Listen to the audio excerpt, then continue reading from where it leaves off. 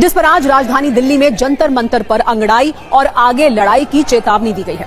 दरअसल वक्फ संशोधन विधेयक पर जेपीसी की रिपोर्ट संसद में पेश होने के बाद ये माना जा रहा है कि मौजूदा सत्र में यह कानून का रूप ले सकता है। लेकिन इससे पहले ही आज दिल्ली में जंतर मंतर पर all India Muslim personal law board की अगुवाई में एक बहुत बड़ा प्रदर्शन हुआ। इसमें बड़े बड़े मौलाना, कई राजनीतिक दलों के नेता और मुस्लिम संगठनों के प्रमुख शामिल हुए। कहने के लिए तो ये एक प्रदर्शन मात्र था, लेकिन वहां से निकले बयान काफी तीखे थे, जिसका तापमान बहुत ज्यादा था। यहां मौजूद लोगों ने सरकार को भारी भरकम चेतावनी दी। खुले मंच से कहा गया कि हिंदुस्तान किसी के बाप की जागीर नहीं है। अभी तो ये अंगड़ाई है, आगे और लड़ाई है। हमारे घरों और मस्जिदों पर बुलडोजर चल रहे हैं। देश में नफरत की चिंगारियां सुलगाई जा रही हैं। कृषि बिल की तरह वक्फ बिल पास नहीं होने देंगे। इन हमलों में तो तीखापन था ही, लेकिन सबसे ज्यादा तीखा बयान जमीयत उलेमाए हिंद के अध्यक्ष मौलाना महमूद मदनी ने दिया। उन्होंने ऐलान किया, हमारे घरों और मस्जिदों पर बुलडोजर चलते हैं। ऐसा करके संविधान पर बुलडोजर चला रहे हैं। हमें कुर्बानी देने के लिए तैयार रहना होगा। कुल मिलाकर आज जंतर मंतर पर विरोध वाले शोले काफी भड़क रहे थे। लेकिन सवाल यह है कि क्या इससे कुछ होगा? क्या सरकार अपने कदम पीछे खींचेगी? इस पर भी हमने सत्ता की एक कुंजी तैयार की है, जिसे इस रील के बाद बताएंगे, विस्तार से आपको दिखाएंगे।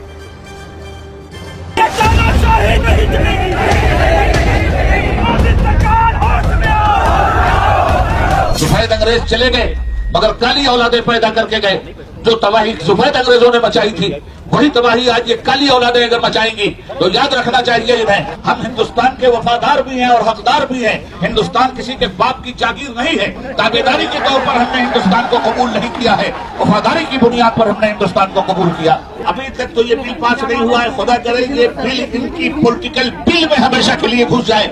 हवाई जहाज हड़प कर गए, एयरपोर्ट हड़प कर गए। साहब इतने बड़े हड़पू हो तो कि सब कुछ हड़प करके चले जाओगे और मिल्लत खामोश बैठी रहेगी? ऐसा कभी नहीं हो सकता। कहीं दूर जाने की जरूरत नहीं है। इसी दिल्ली में इंडिया गेट है। इंडिया गेट पे अगर किसी बेईमान को बेईमानी से अलग हटकर ईमानदारी का 40वां हिस्सा बतौर खैरात और ज़कात मिला हो तो जाकर के वो देख ले कि इंडिया गेट पर सबसे ज्यादा मुसलमानों की कुर्बानी का लहू चमक रहा है, जिसे दुनिया का कोई नफरती चिंटू मिटा नहीं सकता।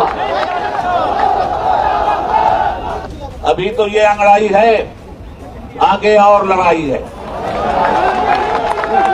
अगर गवर्नमेंट अपनी तानाशाही से बाज नहीं आई तो पूरे मुल्क में औकाफ की इमलाक के तहफ़्फ़ुज़ के लिए all India Muslim personal law board कमर कस के उतरेगा। आप हुकूमत कर रहे हो और नफरत की चिंगारियां सुलगा रहे हो तो याद रखना कि ये नफरत के शोले बहुत ज्यादा दिनों तक हिंदुस्तानी अवाम को गुमराह नहीं कर सकते।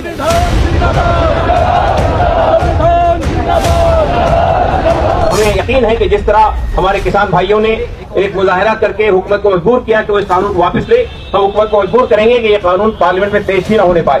हम समझते हैं कि प्रशासन को हमारे साथ कोऑपरेट करना चाहिए और हम ये समझते हैं कि हुकूमत को भी इतना घबराने की डरने की जरूरत नहीं है। आवाम की आवाज को सुनना चाहिए। अगर ऐसी हुकूमत हो जितनी बुज़दिल हो कि वो मुखालिफिन की आवाज न सुन सके